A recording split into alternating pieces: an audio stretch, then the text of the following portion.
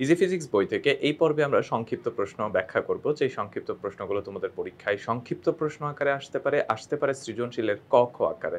সুতরাং এই প্রশ্নগুলো তোমাদের জন্য খুবই গুরুত্বপূর্ণ। নীল আলোতে গাছের পাতা সবুজ, গাছের পাতাকে কালো দেখায় কেন? প্রথম কথা হচ্ছে, আমরা একটা বস্তুকে ঠিক সেই রঙেরই দেখতে পাই সে যেই রঙের আলো প্রতিফলিত করে। এর মানে হচ্ছে, একটা গোলাপ ফুলকে আমরা লাল দেখতে পাই এই জন্য কারণ সে সবগুলা রঙকে শোষণ করে, শুধুমাত্র লাল রঙকে প্রতিফলন করে, লাল রঙকে সে শোষণ করতে পারে না। অথবা গাছের পাতাকে আমরা সবুজ দেখি এই জন্য সে সবগুলা রঙকে শোষণ করে, শুধুমাত্র সবুজ রঙটাকে প্রতিফলিত করে, অর্থাৎ সে সবুজ রঙকে শোষণ করতে পারে না, কিন্তু অন্য সবগুলা রঙকেই সে শোষণ করে ফেলে। এখন যখন আলোটাই নীল আলো, যখন আলোটাই নীল আলো, তখন আমাদেরকে হচ্ছে, সে তো নীল আলো শোষণ করে ফেলে, সে যখন নীল আলো শোষণ করে ফেলে, সে যখন কোনো রঙের আলোকে প্রতিফলিত করতে পারবে না, তখন তাকে আমরা অবশ্যই কি দেখব? কালো দেখব। এই জন্য কোনো একটা বস্তু যেহেতু যেই রঙের আলো প্রতিফলন করে সেই রঙের আলো দেখতে পাই, বা সেই রঙের বস্তুটাকে দেখতে পাই, গাছের পাতা সবুজ রং প্রতিফলিত করে বলে হচ্ছে সে সবুজ রঙের দেখতে পারি, কিন্তু অন্য রঙগুলো সে শোষণ করে ফেলে, তার মানে সে নীল রঙকেও শোষণ করে। নীল রঙকে শোষণ করা মানে হচ্ছে সে কোনো রং প্রতিফলিত করবে না নীল আলোতে, তাই তাকে আমরা কালো দেখব। উত্তল দর্পণের সাহায্যে বাস্তব বিম্ব গঠন করা যায় না কেন? উত্তল দর্পণের সাহায্যে সর্বদাই অবাস্তব বিম্ব গঠন করা যায়, কিন্তু বাস্তব বিম্ব গঠন করা যায় না। আলোর নিয়মিত প্রতিফলন যদি কোনো গোলীয় দর্পণের উত্তল পৃষ্ঠ হতে সংগঠিত হয়, তবে সেই দর্পণকে উত্তল দর্পণ বলে। এই দর্পণের ক্ষেত্রে প্রতিফলিত রশ্মিগুলো প্রকৃতপক্ষে কোথাও মিলিত হয় না, বরং এদেরকে পেছন দিকে বর্ধিত করলে কোনো বিন্দু থেকে আসছে বলে মনে হয়। এই কারণে বলা যায় যে উত্তল দর্পণের সাহায্যে বাস্তব বিম্ব গঠন করা সম্ভব না। অর্থাৎ এরা যখন প্রতিফলিত হয় তখন কিন্তু কোনো একটা বিন্দুতে মিলিত হয় না, বরং কোথাও থেকে আসছে বলে মনে হয়। এই যে কোথাও থেকে আসছে বলে মনে হয়, এই জন্য হচ্ছে যে সে বাস্তব প্রতিবিম্ব সৃষ্টি করতে পারে না।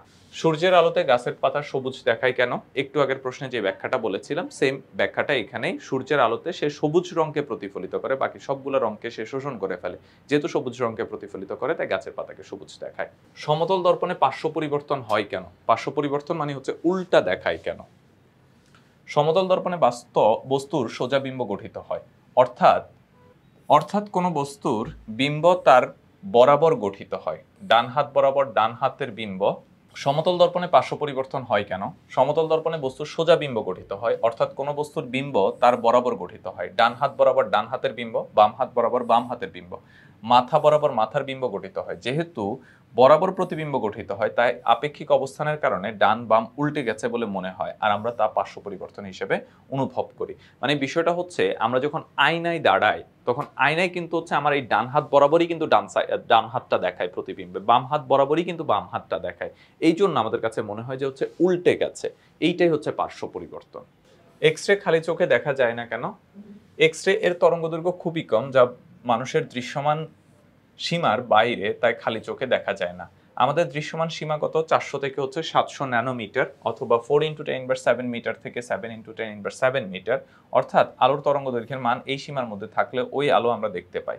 এক্স রে এর তরঙ্গ দৈর্ঘ্য হচ্ছে 10⁻10 মিটার, যা দৃশ্যমান আলোর তরঙ্গ দৈর্ঘ্যের সর্বনিম্ন মানের চেয়েও কম, তাই এক্স রে খালি চোখে দেখা যায় না। সকল তরঙ্গ দৈর্ঘ্যের বিদ্যুৎ চৌম্বকীয় তরঙ্গ কি আমরা দেখতে পাই? সকল তরঙ্গ দৈর্ঘ্যের বিদ্যুৎ চৌম্বকীয় তরঙ্গ আমরা দেখতে পাই না। যেসব বিদ্যুৎ চৌম্বকীয় তরঙ্গ 400 ন্যানোমিটার থেকে 700 ন্যানোমিটার তরঙ্গ দৈর্ঘ্যের মধ্যে অবস্থিত, সাধারণত সেসব বিদ্যুৎ চৌম্বকীয় তরঙ্গ আমরা দেখতে পাই। যদি তরঙ্গ দৈর্ঘ্য 400 ন্যানোমিটার চেয়ে ছোট বা 700 ন্যানোমিটার চেয়ে বড় হয়, তাহলে সেক্ষেত্রে বিদ্যুৎ চৌম্বকীয় তরঙ্গ দেখা যায় না। দিনের বেলায় চাঁদকে সাদা দেখালেও সূর্যাস্তের পর চাঁদকে কেমন দেখায়? ব্যাখ্যা করো।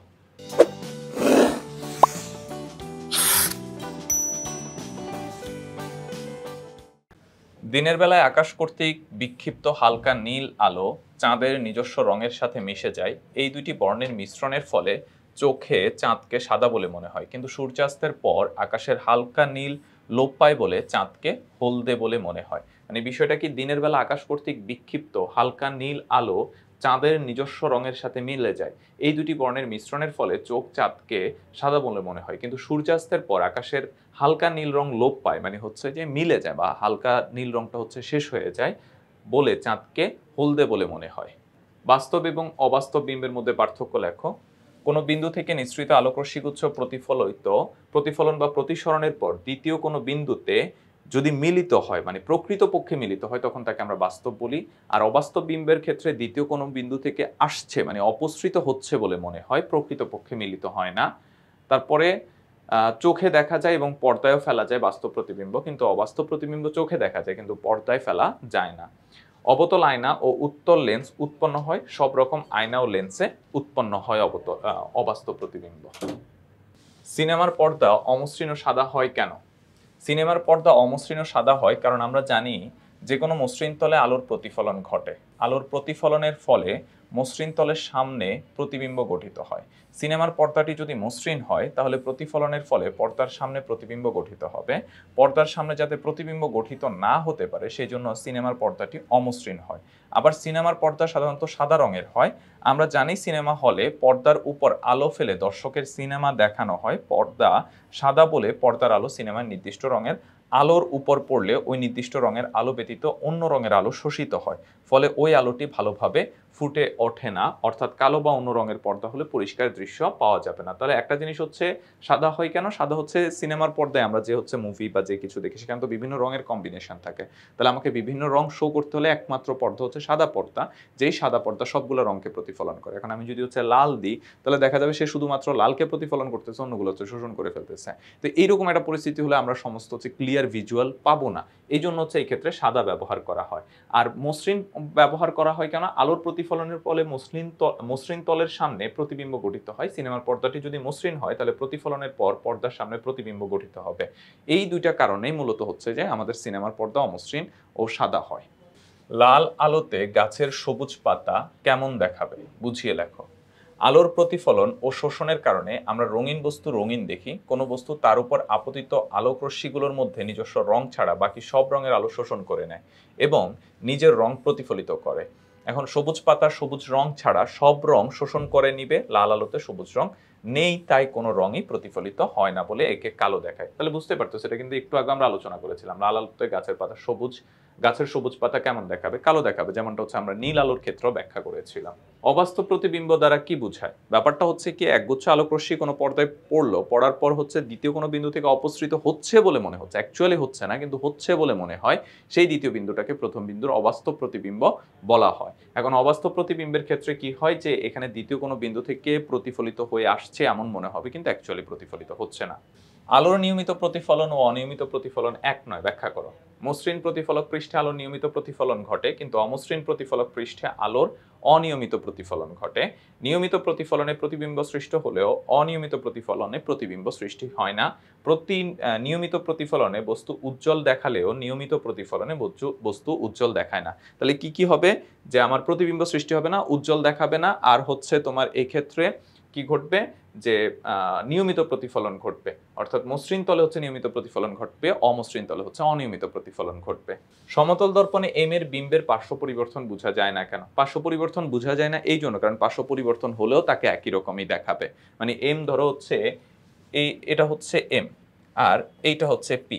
এখন আয়নায় ধরো এটা উল্টে গেল, উল্টে এই পাশটা ওই পাশে গেল, এই পাশটা এই পাশে আসলো, তাতে কি হবে? তাতে একই রকমই দেখাবে। কিন্তু পি উল্টে গেলে হচ্ছে কিন্তু এই যে পি এর যে মাথাটা সেটা হচ্ছে এই পাশে চলে আসবে। তাহলে পি এর পার্শ্ব পরিবর্তন বোঝা যাবে, কারণ এম এর পার্শ্ব পরিবর্তন বোঝা যাবে না, কারণ এম কে পার্শ্ব পরিবর্তন করলেও একই রকমই দেখায়। দর্পণে লম্বভাবে আপতিত রশ্মি একই পথে ফিরে যায় কেন? আমরা জানি যে হচ্ছে প্রতিফলনের যেই দ্বিতীয় সূত্র সেটা হচ্ছে আপতন কোণ এবং প্রতিফলন কোণ সমান হবে। তো এখন লম্বভাবে আপতিত হওয়া মানে কি? আপতন কোণের মান 0, তাহলে প্রতিফলন কোণের মান কত হবে? 0 ডিগ্রি। তাই ওই যে আলোর প্রতিফলনের যে দ্বিতীয় সূত্র সেই অনুসারে আপতন কোণ ও প্রতিফলন কোণ 0 হবে। এই জন্য লম্বভাবে বা অভিলম্ব বরাবর আপতিত রশ্মি অভিলম্ব বরাবরই ফিরে আসবে। এটাই ছিল এই পর্বে আমাদের সংক্ষিপ্ত প্রশ্নের ব্যাখ্যা। আশা করি তোমরা বুঝতে পেরেছো। যদি কোনো প্রশ্ন থাকে বা কোনো সমস্যা থাকে কমেন্টে তো জানাতেই পারো। সেই সাথে এই প্রশ্নগুলো আমরা ব্যাখ্যা করেছি ইজি ফিজিক্স বই থেকে। যারা ইজি ফিজিক্স বই সংগ্রহ করেনি খুব দ্রুত সংগ্রহ করে ফেলবে।